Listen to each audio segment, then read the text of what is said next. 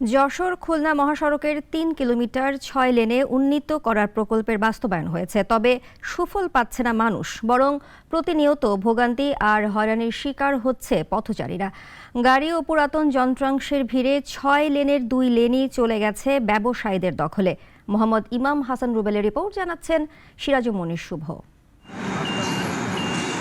যশোর শহরের মনিহার থেকে মুরলী মোড় পর্যন্ত ২ লেনের সড়ককে ৬ লেনে উন্নীত করা হলেও বর্তমানে তা প্রভাবশালী মহলের দখলে।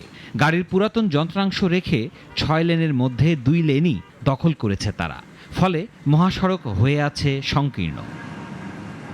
জনদুর্ভোগ থেকে রেহাই পেতে ২০১৮ সালে রাস্তা বর্ধিত করা হয়, কিন্তু দখলদারিত্বের কারণে সুফল পাচ্ছে না জনসাধারণ, উল্টো দুর্ভোগ বেড়েছে।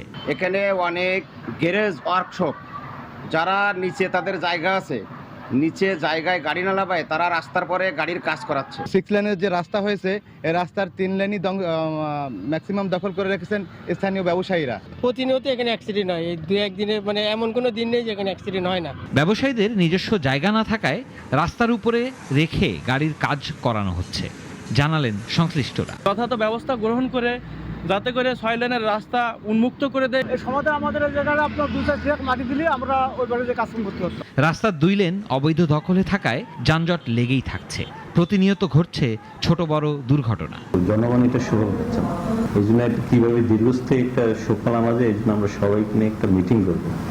প্রথমত আমরা ওনাদেরকে একটা মাইকিং করি বা কোনো একটা নোটিশ দিব যে এটা আপনারা সরে যান নিচ থেকে। যদি না হয় সেক্ষেত্রে আমরা জেলা প্রশাসনের সহায়তা নিয়ে আমরা ওনাদেরকে উচ্ছেদ কার্যক্রম পরিচালনা করব। দ্রুত সময়ের মধ্যে অভিযান চালিয়ে 6 লেনের প্রকৃত সেবা ফিরিয়ে আনার ব্যবস্থা করবে প্রশাসন, এমনটাই প্রত্যাশা স্থানীয়দের।